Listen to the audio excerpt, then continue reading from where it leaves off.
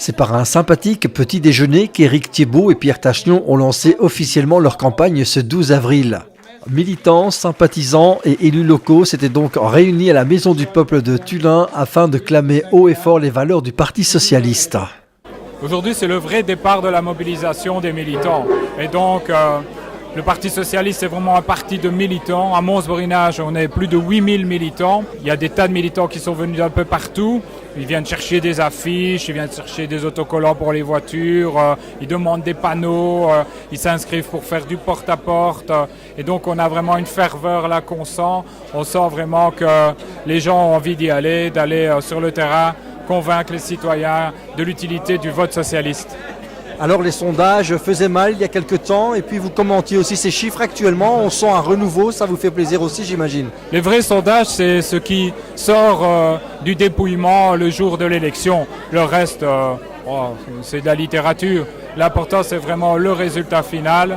Et là, en général, une fois que les militants se mettent en marche, une fois qu'on rentre en campagne électorale, qu'on va au contact des citoyens pour convaincre, en général, on est très efficace. Alors bien sûr ici c'est le lancement local, nous sommes sur le territoire des Hauts-Pays, on sent une forte coalition entre vous et Pierre Tachnion.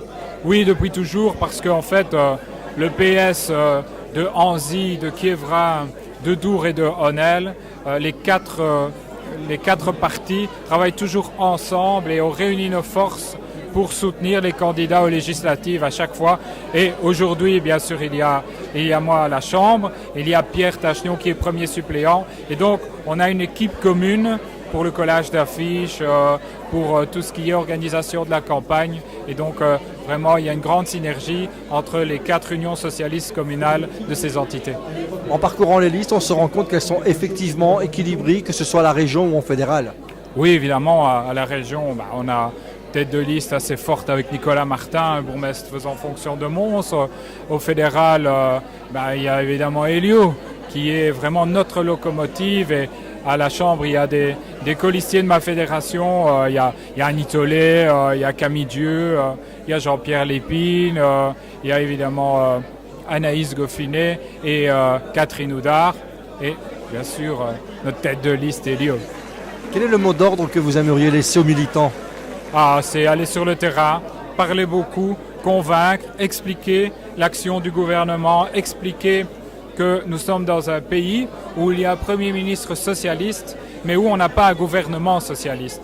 Nous sommes dans un gouvernement de coalition, comme toujours en Belgique, parce qu'en Belgique, aucun parti ne peut avoir la majorité absolue, contrairement à ce qui se passe chez nos voisins français. Et donc, nous sommes dans un gouvernement formé de 6 partis, et le Parti socialiste est un des 6 partis.